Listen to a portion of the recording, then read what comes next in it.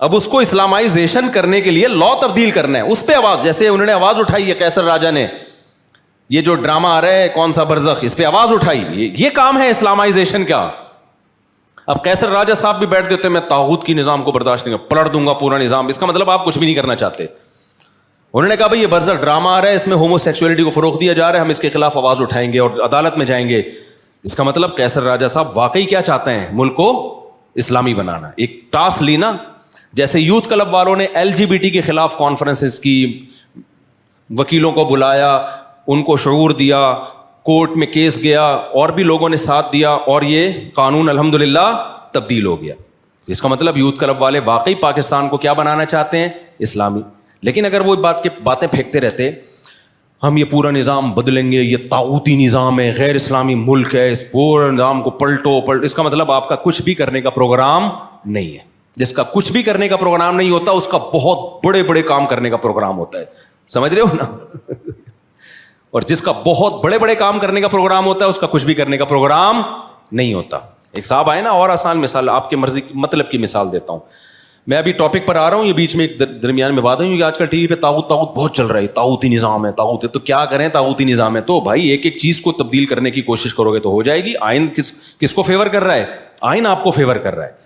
آئین ہی غلط ہوتا تو پھر ہم نظام کی تبدیلی اور وہ بہت بڑے پیمانے پر کچھ کرنے کی کوشش کرتے. یہاں تمیز سے ہو سکتا ہے, لیکن یہ کام کریں گے وکلا کر سکتے ہیں, ججز کر سکتے ہیں, اور سیاسی لوگ کر سکتے ہیں.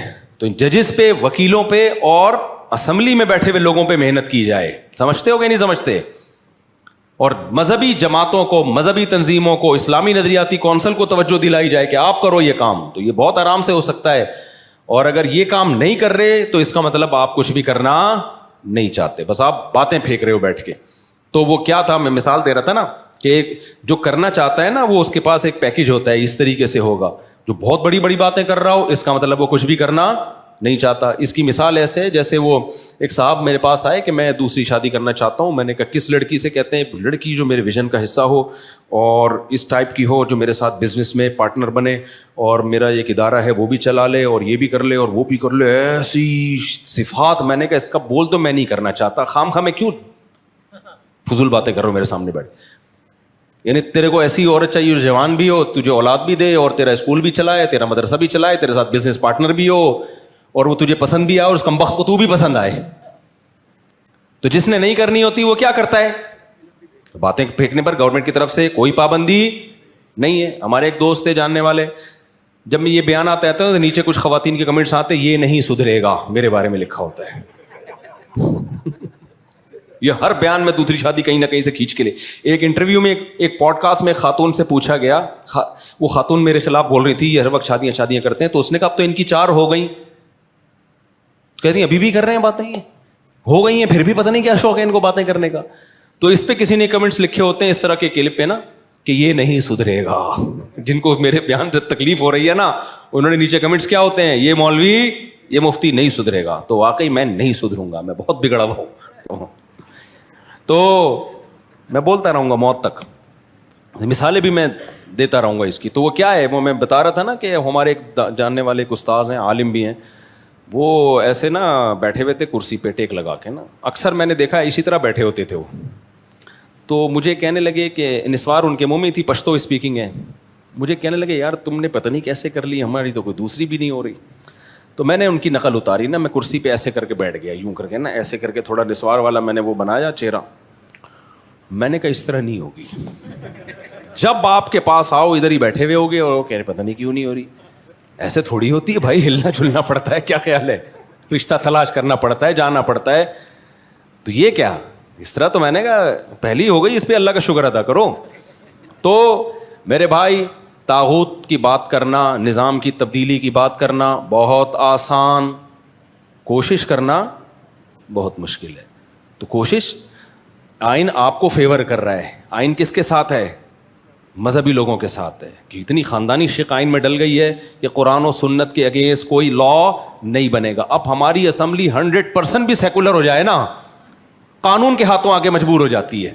دیکھو جنرل مشرف تو بہت ایک سیکولر سا آدمی تھا, اس نے بھی کچھ الٹے قوانین جب نافذ کیے ہیں نا تو پہلے مولویوں کو بٹھا کے نا اپنی مرضی کے سرکاری مولویوں کو بٹھا کے ٹاک شاک پہ اس کو مشرف و اسلام کرنے کی کوشش کی ہے اس نے, کیونکہ اس کو پتا تھا کہ یار کتنا ہی الٹا قانون میں نافذ کروں لیکن مجھے قرآن و سنت کا سہارا لینا پڑے گا, مجھے کوئی لیبل لگانا پڑے گا.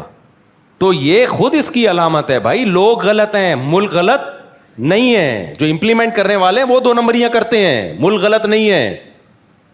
تو تمیز سے آپ جب کام کرو گے, قانون لا آپ کا ساتھ دے گا, کورٹ آپ کا ساتھ دے گی اگر آپ تمیز سے کام کرنے کی کوشش کرو گے, لیکن وہ ہو نہیں رہا ہے. تو یوتھ کلب والوں نے کوشش کی نا LGBT کے بارے میں, الحمدللہ ان کی بھی تھی, ان کے علاوہ بھی لوگوں کی تھی, صرف ان کی نہیں تھی, ان کی ایک بہت بڑی ایفرٹ تھی, ایک پراپر وے میں انہوں نے کام کیا اور الحمدللہ ہو گیا وہ کہ بھائی یہ غیر اسلامی ہے. تو اسی طرح یہ برزخ ڈرامہ ہے, قیصر راجہ صاحب اس کے خلاف مہم چلا رہے ہیں, آپ ان کا ساتھ دو, ٹھیک ہے نا. وہ کہتے ہیں عدالت میں جاؤں گا, اس کی ایسی کی تیسی کروا دوں گا, بند کرواؤں گا. تو یہ ایک طریقہ ہے, کیونکہ لا کس کا, یہی اگر انڈیا میں چل رہا ہوتا, امریکہ میں چل رہا ہوتا, پھر آپ کچھ بھی نہیں کر سکتے تھے. اب دیکھو کینیڈا میں, امریکہ میں, UK میں اسکولوں میں بچوں کو ہومو سیکشولیٹی سکھائی جا رہی ہے باقاعدہ, وہاں آپ کورٹ میں اس کے خلاف آواز نہیں اٹھا سکتے.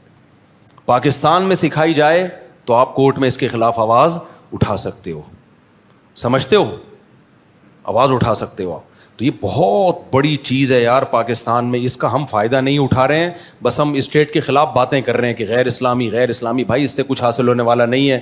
اور KPK کا جو لا ہے وہ اور زیادہ, اس کی تو بہت ساری جزیات اسلام کے اور زیادہ قریب ہیں, تو اس میں تو اور زیادہ آسانی سے ہو سکتا ہے. لیکن وہی بات ہے, ہم کوشش ہی نہیں کرتے, ہماری دینی سیاسی جماعتیں کوشش نہیں کرتی ہیں, اور جو اسلامی نظریاتی کونسل ہے ان سے بھی مجھے کچھ اشکالات ہیں, انہوں نے 20 دفعہ توجہ دلائی ہے, نہیں ہو رہا حساب کتاب.